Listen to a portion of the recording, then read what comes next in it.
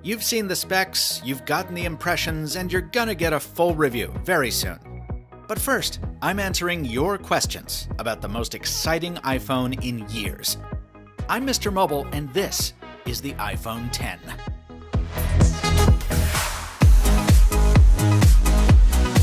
I'm not gonna make you wait until the end of the episode for number one, folks. Far and away, your most asked question about the iPhone X surrounds its most polarizing attribute: that notch. Specifically, how big a deal is it? Well, this is a question I've actually tackled rather recently on another high-profile smartphone, so allow myself to quote myself. This is something I expected to be annoyed by every time I looked at the phone, but I actually came to like the quirky personality it lends to the design. I like it so much, in fact, that when I use an app that doesn't automatically scale to fill the whole canvas, I get annoyed at the notch's absence. I feel mostly the same way about the iPhone X.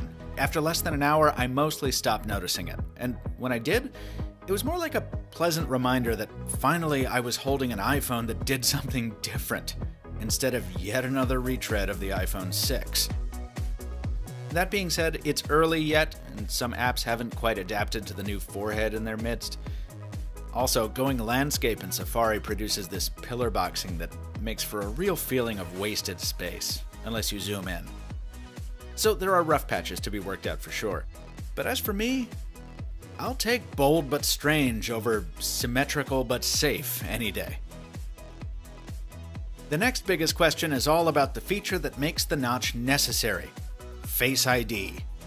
In your tweets, you wanted to know how well it works and whether it's as good as old reliable Touch ID or fingerprint scanning. The answer to the first part is the same as it always is. It works very well in the kind of demo situations that require you to fit your face and a phone in the same shot for your camera. Even when the lights go down in the conference room, Face ID is a champ. And that makes sense, since the IR illuminator and dot projectors don't care about the dark. It's fast, too. In normal operation, it ties with the Galaxy Note 8's iris scanner pretty much every time. And it gets even faster if I want to trade some security and disable the attention awareness tie-in. That's the tech that tells the iPhone whether your eyeballs are looking at it. But look, I've been using Face Unlock since 2015 on smartphones from Microsoft, Samsung, and now Apple, and in my experience, it always starts great and then gradually worsens over time as you test it in more and more different environments. Now, Apple's technology is more advanced than anything we've seen before, but even when it works perfectly, this tech is still usually less convenient than laying a finger on a home button. Even more frustrating, it's actually even slower than it could be, since Apple annoyingly makes you swipe to unlock even after it's decided that you are really you. So on the whole, I don't think this was a good move. But only the full review will tell us how well this works in daylight. Speaking of, subscribe to the MrMobile on YouTube so you don't miss it. Displays are the buzzy things to talk about in smartphones today. Thank you / I'm so sorry, Google Pixel 2 XL. So many of you wanted to know how Apple's first OLED display looks in person. It's quite striking, and it's certainly nice to see Apple fans finally getting those OLED advantages. Apple also appears to have tuned this display quite well. It looks better in person than it does in this video, because of white balance issues caused by the lighting at the venue. Still, coming as I am from the Android world, this display just seems good to me. After all, the Galaxy Note 8 can get twice as bright as the iPhone X, and its Galaxy S siblings have it beat here too. Now, brightness isn't everything, and I think the general thrust of your questions was, is this display gonna turn out like the disaster that befell Google's latest phones? And I'd have to say that aside from the expected off-axis blue shift, I'm not worried about it. You wanted to know how the deletion of the home button affects the day-to-day. Are the new gestures complicated, and how do they measure up to the platforms that inspired them? Well, like so many of my geeky comrades, it was Palm that taught me the joys of gesture controls on smartphones those many years ago, and I was so looking forward to getting them back on the iPhone X. But it's a steeper learning curve here. Because the screen goes right to the bottom, there's very little room for a gesture area, so feeling out that edge takes some practice, as does timing out the beats that mean the difference between swiping home and skidding over into the app switcher. On that subject, you know that cathartic buzz you used to get from flicking away cards to close apps?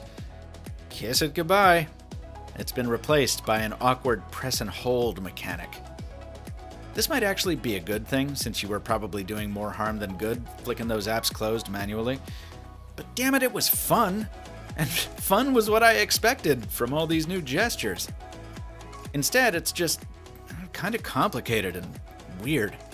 I spent minutes trying to get the new reachability gesture right, for example.